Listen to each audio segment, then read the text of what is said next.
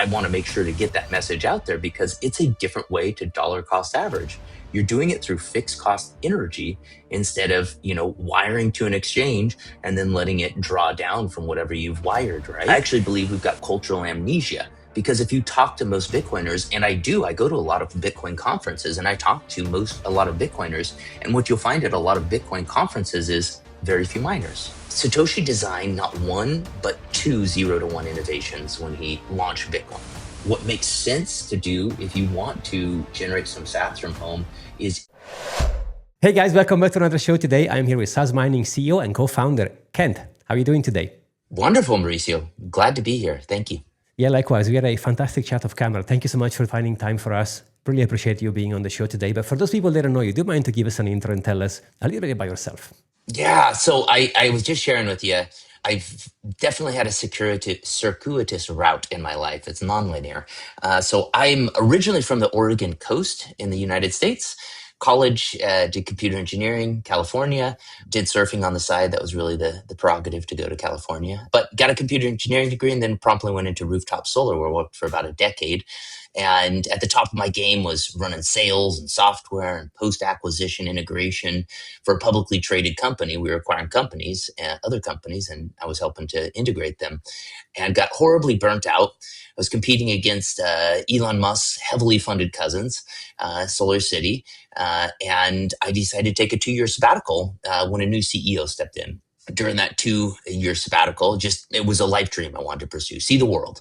Threw on a backpack, traveled extensively, and fell in love with a Portuguese woman and Bitcoin. So my life restarted in 2016, hanging out on the farthest west country in continental Europe, starting a family, didn't know the language, had very few connections except for through my wife, and wanted to start out an entrepreneurial journey in Bitcoin at the same time, which I had purchased my first of late 2015, and just got absolutely fascinated as a computer engineer about this. And it took several years before I realized, and reading Jeff Booth's The Price of Tomorrow, an excellent book, by the way, that I really belonged in mining. So I discovered through a mutual acquaintance from Solar, the founder of Sazmining said, "Hey man, I just let me give you a hand." So I helped him raise some money, and we pivoted the company and decided that our vision was going to be bringing software as a service to Bitcoin mining to disrupt the traditional way that hosting was done. And that's where we found our niche in the space. And it's been a wonderful opportunity, kind of following a playbook that's worked very successful in a lot of other industries, not without its challenges, of course, but the similarities between rooftop solar and Bitcoin mining have been non-trivial, let's say, and very lucky for, I don't think I could do this had I not had that experience. So rooftop solar is decentralized, it's disruptive, it's distributed.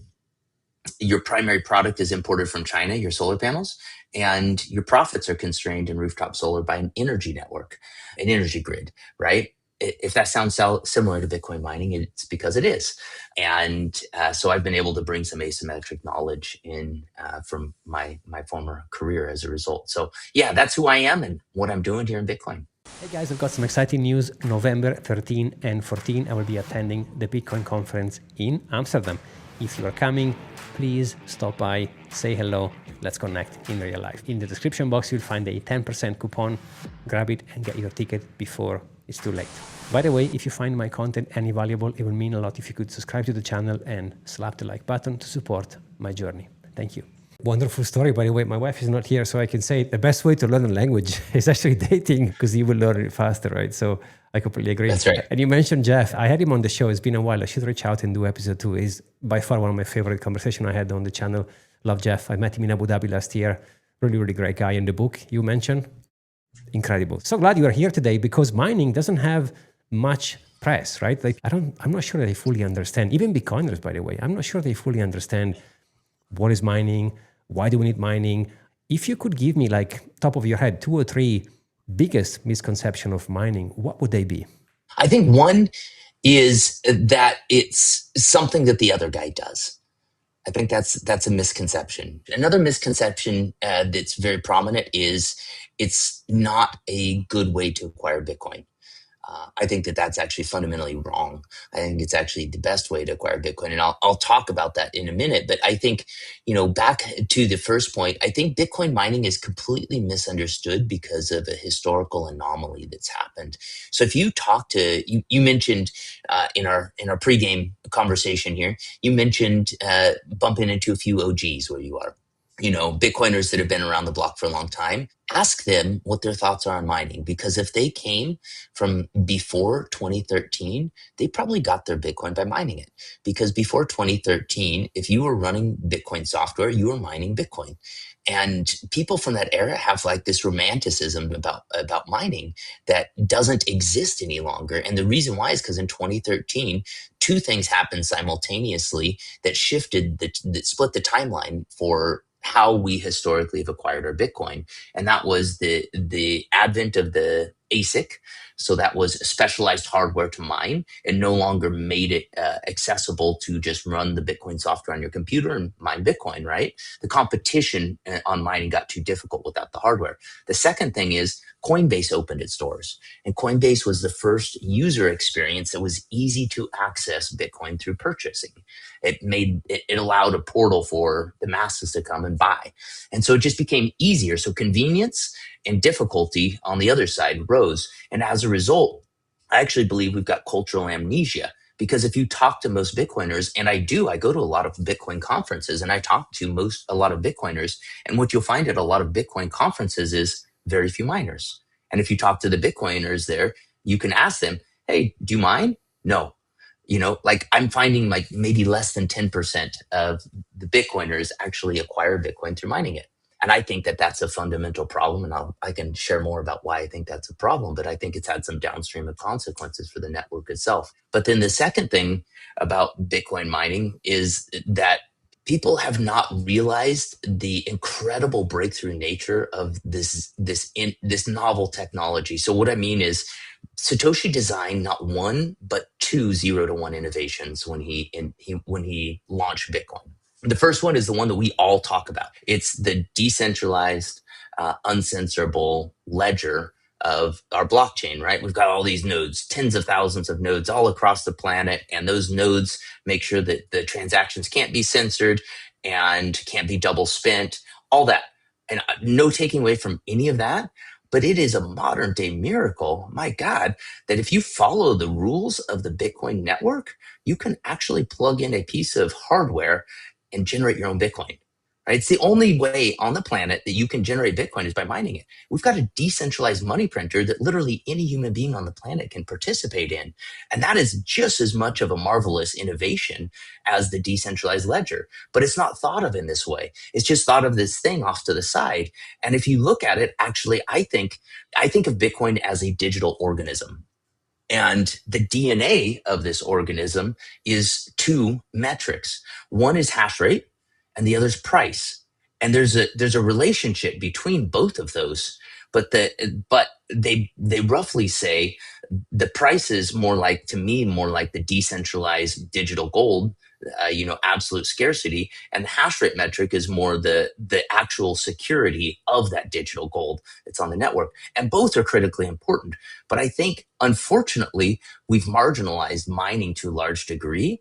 And as a result, the majority of the hash rate, so this is the computational power that secures the Bitcoin network, the majority of that hash rate on the network is actually not there to acquire Bitcoin. It is, but only as a stepping stone to get more dollars or other fiat currency. So if, for instance, publicly traded companies, right, their mandate to their investors is to give them a return denominated in dollars, not Bitcoin. So at the end of the day, you can strip everything away. They are using Bitcoin as a stepping stone to get more dollars, just full stop. That has downstream consequences, right? Because if you are a Bitcoiner, and my definition of a Bitcoiner is quite simple, it's just somebody that saves Bitcoin instead of dollars or whatever fiat currency, right? It's just you've shifted your mind so that you're now thinking my savings is Bitcoin instead of dollars.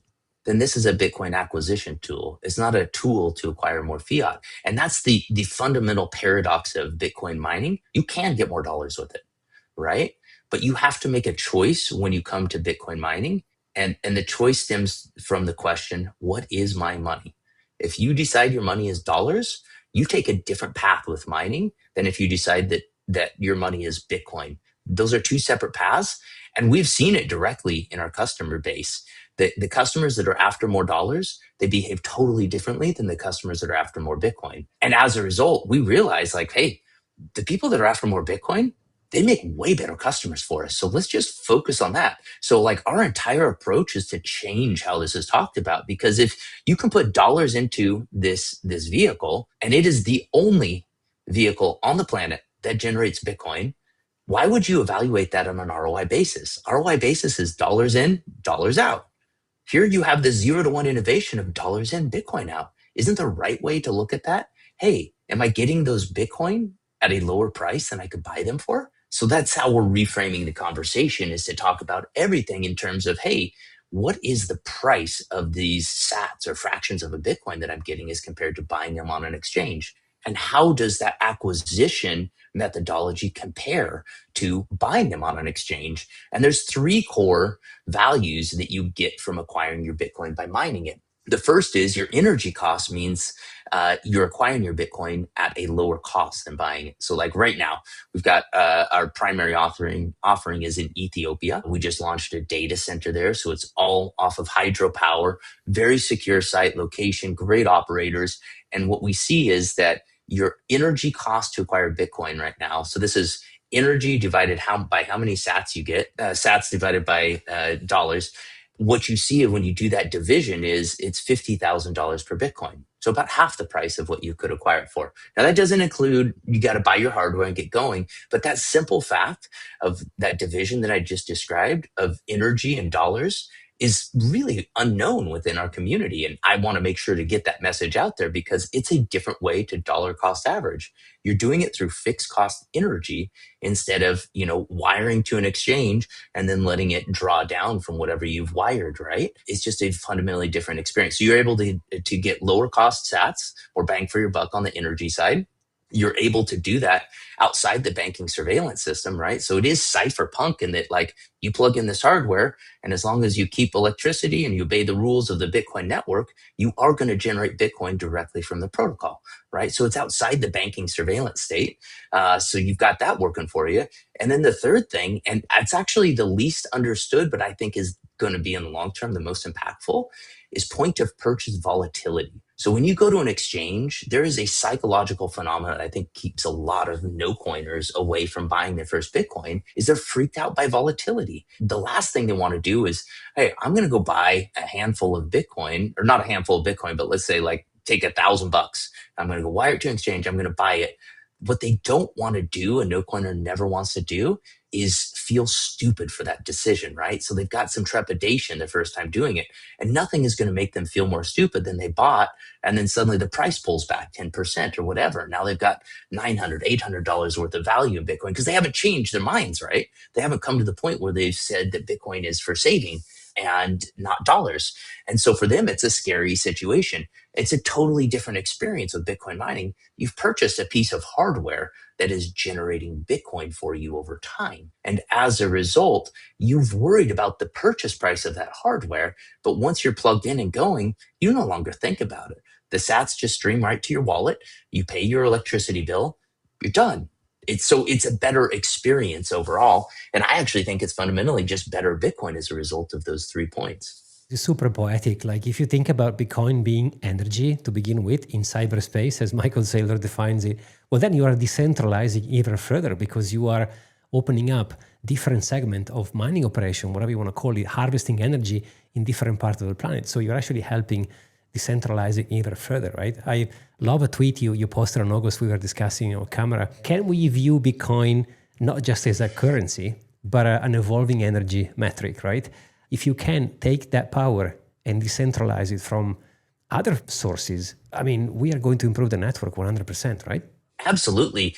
I think just this last week, Elon Musk tweeted about how fiat, it talked specifically about Bitcoin, this exact point, right? So like what we're talking about is fundamental, like what is he likes to say, get back to like the primitives, or I'm forgetting the exact language he likes to use.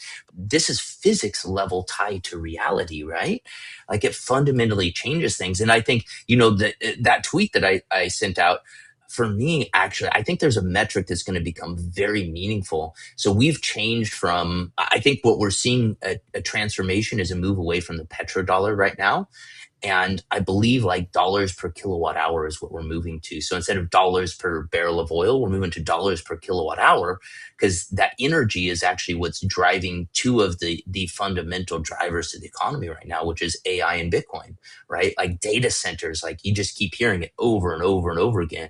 The data centers are consuming so much power. So electricity, which is the same animating force that animates our bodies and our nerves, right? Like electricity is a living force, right? It doesn't, lightning in a bottle, right? Like we talk about that expression. It doesn't survive very well when it's trapped. It's a flow like water is. But that animating force is what animates the Bitcoin network.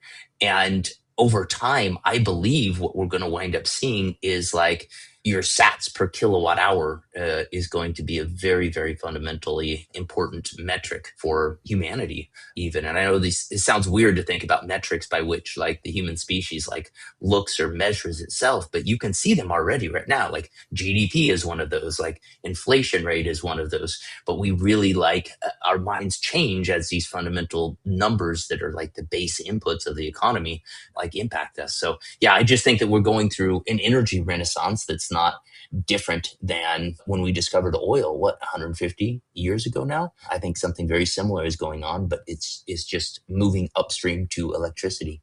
Exactly. Super well said. I actually had Bob Brunette, which is one of your advisors, by the way. Super cool guy. I love him. I should actually call him back. It's been a while. And we were discussing how this is going to help decentralize energy itself. Like you were saying, taking operations to Ethiopia, for example, like you mentioned, fantastic. This is going to take to another country. It's going to build infrastructure. It's going to allow them to use their energy and harvest and transform those energy that they will mine into Bitcoin, right? So it's going to decentralize the whole thing. It's such a wonderful idea. Going back to your point in the beginning, maybe because people think, and I was in that category before doing my research, because whenever you stumble into Google or whatever, Dr. Wikipedia, and you search into Bitcoin mining, oh, it's bad for the environment and you need a ton of computing power, you need like racks of computers, and it's not something you can do in your home. So maybe those are some of the stoppers from, like you said in the beginning, with Bitcoiners, they don't actually mine. They rather go and buy them on any exchange, Kraken, Coinbase, whatever it might be, whether instead they could go, for example, on Sazmining and doing an operation over there and not only helping the environment, but also helping themselves in contributing to the network, if it makes sense. Do you still feel that people have the perception, oh, there is a lot of waste of energy when it comes to mining Bitcoin, even in 2025? Well, our target audience is the Bitcoin community. And within that community, no, I don't think that there's a lot. However, I think if you were not involved with Bitcoin, then yes, I do think that that has become imprinted as just a truism for a lot of people out there. And it's very unfortunate. It's sort of an oddity. I grew up on a farm. I did computer engineering, and then I went into rooftop solar because I was passionate about trying to help humanity harmonize with the planet itself. And it's one of the prime drivers for me here in Bitcoin mining and making it accessible to the masses is I see that ability to better humanity and help them get more grounded with reality through Bitcoin mining. The acquisition of hard money that shifts people's time horizons out so that they start thinking for the future and they start saving and they start having hope. That's where our better angels come in, is when we're in that state, right? And there's this whole decentralization of the grid, right? Like for the first time in human history, there is a consumer of electricity that can exist anywhere without really any infrastructure other than electricity. And then with an internet connection, thanks to Starlink, that can be anywhere basically on the planet, you can export that electricity in the form of Bitcoin to a globally settled market that trades 24 hours a day, 7 days a week, like nonstop. Like we've never had a market that was like that, right? So the weakness that gold presented as money, which is the last hard money that we really had as a civilization, was that we couldn't transport it fast enough.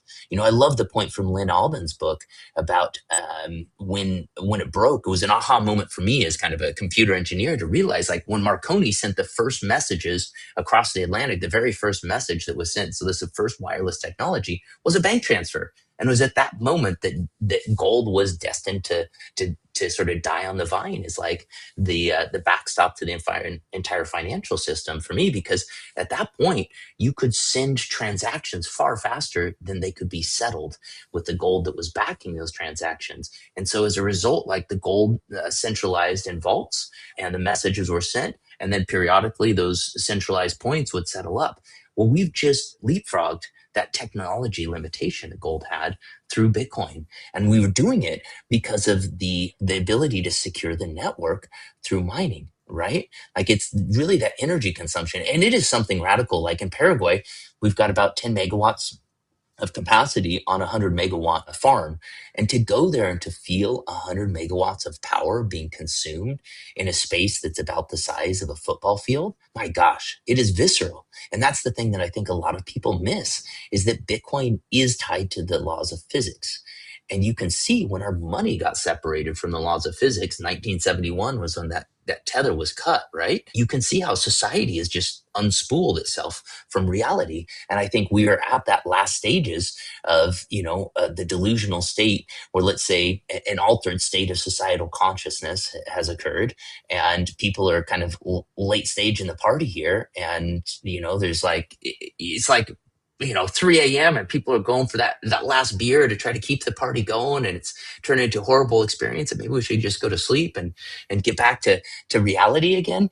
And it sort of feels like the Bitcoin community is the first to sort of ground itself with reality by tying itself to the energy networks and delivering this Bitcoin message that's not been well received, right? And it makes sense that it's not been well received, because it's disruptive to perhaps one of the most powerful incumbent force, which is the money printer on the planet. So it's not an oddity to me or lost on me that it's had a lot of backlash. And eventually the truth comes out. Like, what it is in physics, it always wins. Like, what's the famous quote? Like, you can choose not to believe in gravity, but you can't ignore the effects of that decision. Back in the days, there was a person with a flag saying, hey, there is a car coming through, be careful. Or the radio, for example.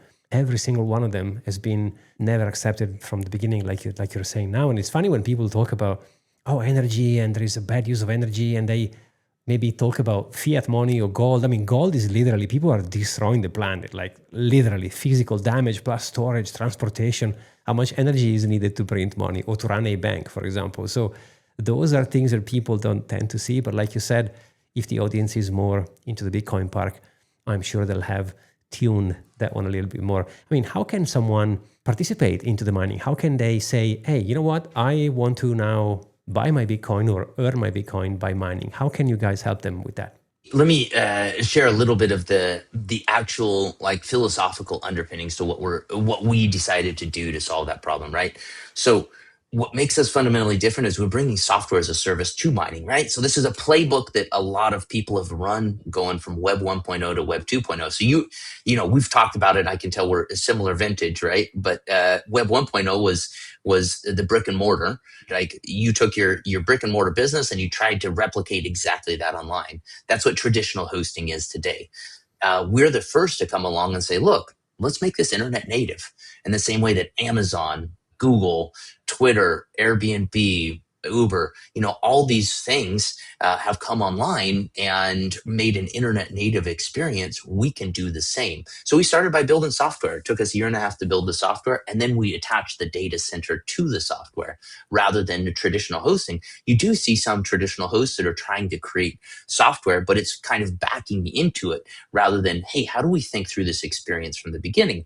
So I actually liken what we're doing a lot to, like, Uber. You talked about having worked on Uber back in the day, but I think I've identified something with, like, Travis Kalanick's experience of, like, trying to explain to people, no, we're not a taxi service. right? Like that's fundamentally incorrect. Like we are coming along and we're creating this different experience. And as a result, we're unlocking this market. But the problem is that I've realized, I've become a little bit zen about it, is like everybody applies anything new to their priors. And when they apply their priors to it, they come across hosting. They're like, okay, you're in the hosting box, right? And that's not true because of that software experience. It's not true because of that. And then the other thing that makes us unique is that you've got three ways to make money. And we decided the only path that was viable to be completely customer aligned as our path to make money. So what do I mean? You can make money selling hardware. You can make money selling electricity, or you can make figure out how to participate with the Bitcoin that's generated. And we said, look, the problem right now in this industry is one of trust. You give me possession of a piece of hardware that you own, that's a high trust relationship, just full stop. So how do I maximize that trust? Well, the answer in the business side of things was, I'm not going to make any money selling you the hardware or the electricity, no profit margin there. Instead, I'm going to take 15% of the Bitcoin mined as my management fee. And now I don't earn my management fee unless I'm producing Bitcoin for you. And in this way, we've been able to establish a high trust relationship with our clients and make the decisions that our clients want. So actual experience, let me get down from my high philosophical area and talk pragmatically. You go to our website, simple e-commerce platform. You've got the value proposition right there of the various mining rigs that we've got. How many sats are they going to generate? How much dollar value is that? And how much is it going to cost you to run that on a monthly basis? You throw one in your cart, throw six in your cart, check out. We've got all the classic payment rails thanks to Zaprite, Apple Pay, Google Pay, Cash App, Bitcoin, USDT, Lightning, wires, ACH, all the fun flavors of ways that people like to pay now. You check out. Within a few days, you are hashing. And the only thing that you need to do is provide a Bitcoin address to get that hashing going. And so your Bitcoin gets sent to that address. And that's it. You monitor it all on a user interface, you get to see on a daily basis how many sats you are generating. You can see your invoices. We only bill for the electricity that you use. If there's a maintenance issue, we take care of that on our end. Again, think property management. You get it back up and going. But because we're not earning anything while your machine is down, you can rest assured knowing that we're trying to get your machine up and going as quickly as we possibly can. So across the board, like it's a better experience and more transparent, and we've got happier customers as a result. I've seen a bunch of super creative ways to also reuse the other type of energy. Like whenever you have machines, they produce a lot of heat. Some people are doing sauna, some people, they grow vegetables. And do you guys also have that kind of side when, for example, in Ethiopia that you mentioned, you harvest also that type of energy? No, so we do have, our partners in Ethiopia are also the same partners that we utilize in Norway. And in Norway, it is a heat reuse data center. So it's, I believe, the first heat reuse data center in the Arctic Circle that I know of. There might be others, but it's in Kirkenes, Norway. And it is a renovated hospital building that was transformed into a business center. And so the data center is kind of off to the side, but there's a liquid cooled system through the data center or through the entire building that heats that building. And so the heat is harvested from the mining operations. It's a dual loop system. So yeah, sorry to get a little complex, but basically the heat, imagine a radiator where all the heat is put through a liquid from the data center, and then a radiator transfers that heat into the liquid cooling of the rest of the building. And so that's how it goes. So yeah, we are doing heat reuse in Norway. And there's all sorts of really cool applications for heat. I think I just talked to a guy at TabConf where I'm at now, which is a Bitcoin developers conference, who is, playing around with mining at his home and is actually going to be using miners to dry tobacco that he's grown. That was a pretty cool and innovative new idea that I'd never heard of before. So yeah, people in the Bitcoin community are incredibly innovative. And I think that's one of the fun things about Bitcoin mining is, we make it easy to mine, but there's a lot of people that just want to be hands-on. And I get that, grab a mining rig, go play in your garage. Just know that the primary reason why most people don't mine from home is the cost of your electricity. It's just too high to make it like cost effective. What makes sense to do if you want to generate some sats from home is if you have electric heating, there are ways to get sats if you're going to spend the money on electric heating anyway. And that idea is really innovative, and I'm fascinated by as somebody that did, home rooftop solar projects and talked to a lot of homeowners over the years. You can swap out your heater. And if you're going to spend that money anyway on electric heating, like electric space heater, why not generate some sats on the side? I think just in the past 6 months or so, a couple of solar miners actually won the block. So it is possible, right? So it's not like a myth. It happens. People are indeed mining the block. So it is super fun to see. And I'm sure the more Bitcoin is going to grow in price, in dollars in this case, the more people are going to use or think about creative ways to reuse the heat to produce growing things, or like you said, tobacco. I've never heard it myself, or maybe saunas or all this kind of stuff. So it's going to be exciting to see where we're going to go next. Do you follow the 4-year cycles? Do you check the price aggressively, or you're like me, honey badgering into it and just doesn't matter at all? I think it does in the beginning, and I think it's part of your journey that with Bitcoin. I don't know exactly when it happened, but there is a moment where you just stop caring about the price. You just have confidence, like that's savings. Like, in the same way that I think a lot of people don't worry about the value of their dollar until recently. Like, used to just think like, oh, I'm saving dollars, and like you would never have a thought that that was going to be unsafe in any way.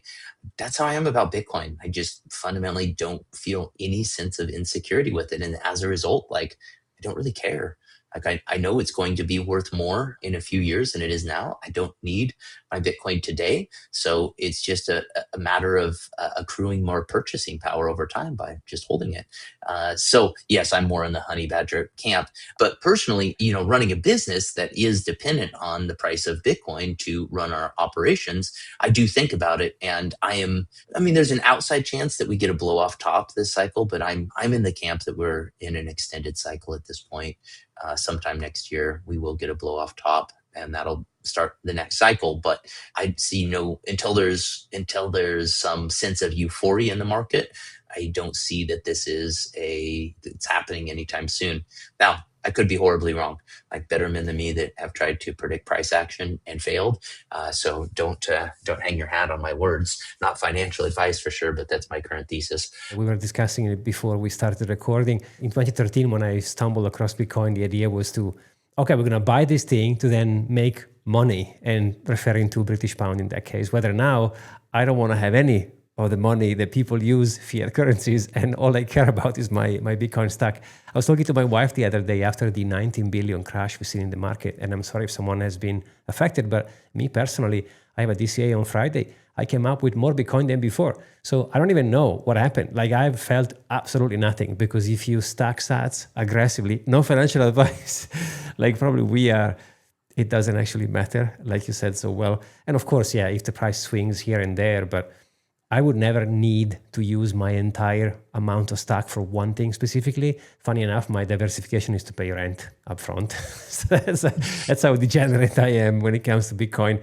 And if you truly want to flex, I believe people say, oh, don't spend your Bitcoin. I strongly disagree. I'm all in. So I'm quote unquote forced to spend my Bitcoin because I have no fiat. And I think that's the real flex, leave the fiat wagon and join the Bitcoin standard. And I don't mind selling it or using it because, and by the way, the definition of use could be also keeping it and growing it in my mind. But even on a karmatic level, whenever I use it to do something, or I exchange for time or objects or travels or whatever, I'm empowering someone else to pick it up. So I feel like I'm helping even by selling it. That's how I see it. Yeah, I fully agree. I very much see it the same way. I'm all in. I earn a wage for running Sazmining, and that is what I try to keep my expenses against. So use those dollars, but otherwise don't touch the Bitcoin. And so that's and whatever I can peel off on the side to throw back into Bitcoin. Actually, mining is one of the things I do for myself as well. I use our platform you got to eat your own dog food, right? And it's a good way to make sure that things are working and the bills are running is I'm using it myself. Kent, man, it's been an absolute pleasure having you on the show. Thank you so much for sharing your time, your story. Incredible. So really glad we've done this together. Yeah, absolutely, Mauricio. Thanks for having me on. It's been a pleasure. Guys, as always, you will find Kent in the description box. Give him a follow. And thank you so much for watching. I will see you on the next one.